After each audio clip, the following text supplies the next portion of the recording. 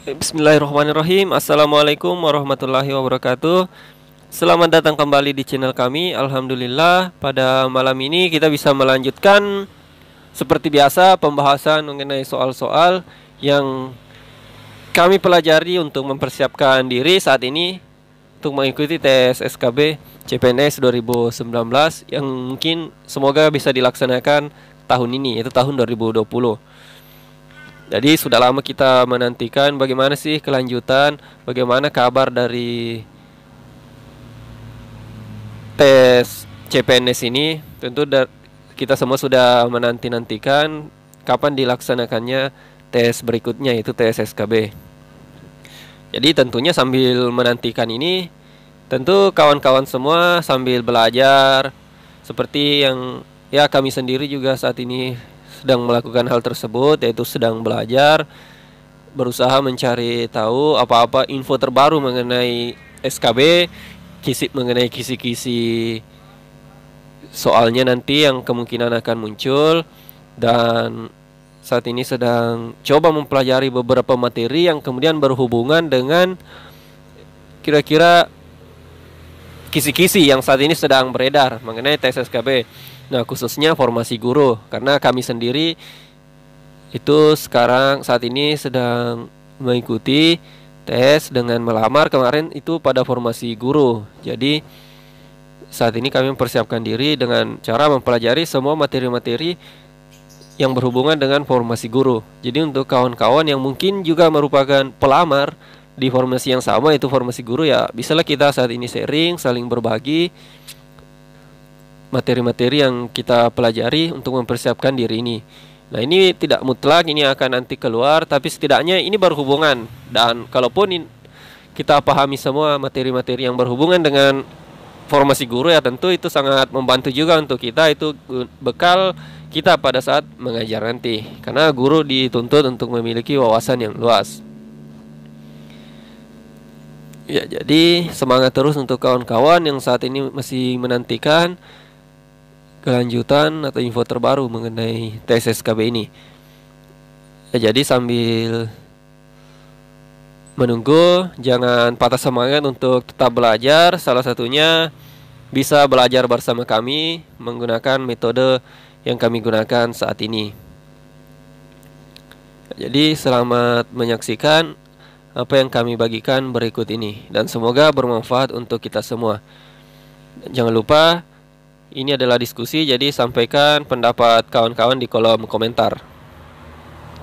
Oke, langsung saja kita ke soal yang pertama pada kesempatan kali ini. Nah, kita cek soalnya. Pada proses fotosintesis, gas karbon dioksida dari udara dan air dari tanah diubah menjadi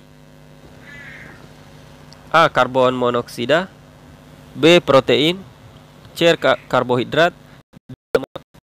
Nah, jadi sepertinya ini sudah masuk ke soal dengan materi pelajaran IPA. Nah, kita sudah di pelajaran IPA.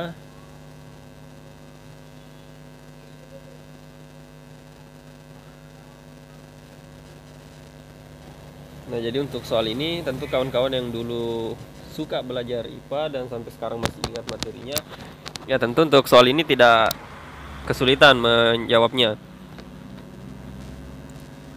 Nah, jadi langsung saja yang ditanyakan itu proses fotosintesis, yaitu dari gas karbon dioksida dari udara dan air dari tanah diubah menjadi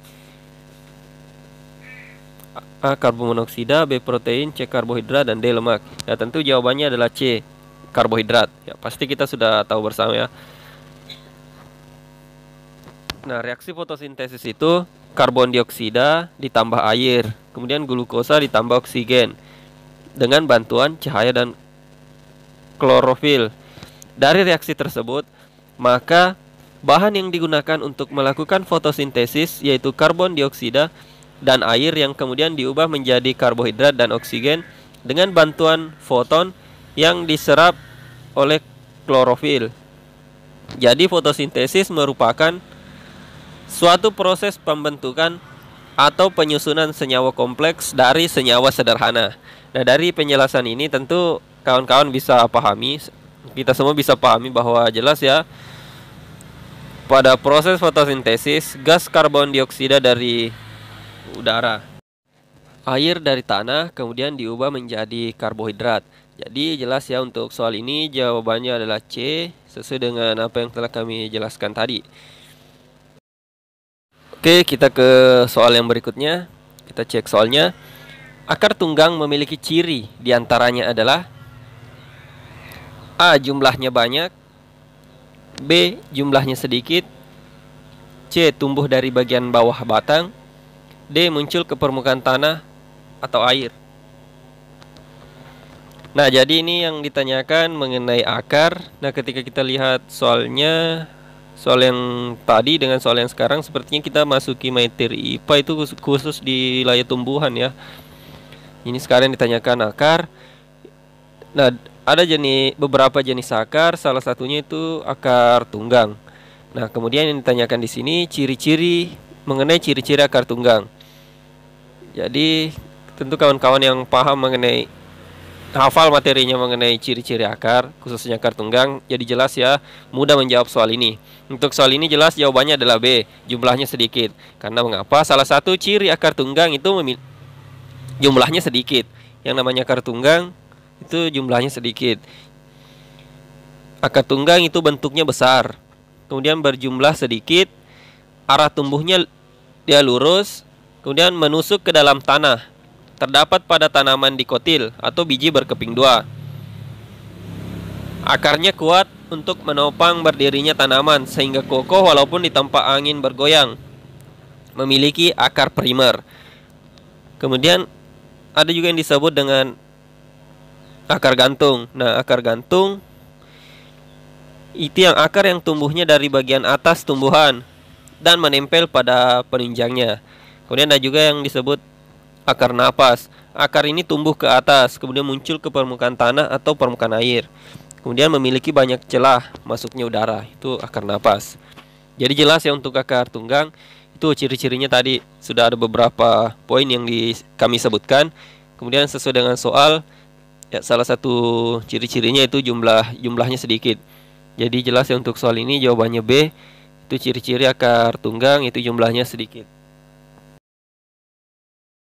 Oke, langsung saja kita ke contoh soal yang berikutnya. Di sini kita bisa lihat soalnya. Gas yang banyak menyusun udara adalah A. Gas amonia, B. Gas nitrogen, C. Gas sulfur, D. Gas hidrogen. Nah, jadi di sini yang ditanyakan itu tentang udara. Nah, di udara itu seperti yang kita pelajari dulu pada saat di bangku sekolah, itu udara itu tersusun dari beberapa unsur. Kemudian salah satunya itu yang ditanyakan di sini, yaitu yang paling banyak menyusun udara itu gas. Itu adalah gas, dan yang ditanyakan di sini gas apa yang paling banyak menyusun udara ini. Nah, untuk soal ini tentu kita pahami bersama, jawabannya adalah B, gas nitrogen. Jadi jelas ya, untuk gas yang paling banyak menyusun udara itu adalah gas nitrogen. Udara itu terdiri dari 3 unsur utama, yaitu udara kering, uap air, dan aerosol. Kandungan udara kering itu sekitar 78,09% nitrogen, 20,95% oksigen, 0,93% argon, 0,04% karbon dioksida, dan gas-gas lain yang terdiri dari neon, helium, metana, kripton, hidrogen, xenon, ozon, dan radon. Uap air yang ada pada udara itu berasal dari evaporasi atau penguapan, itu dari laut, sungai, danau, dan tempat berair lainnya.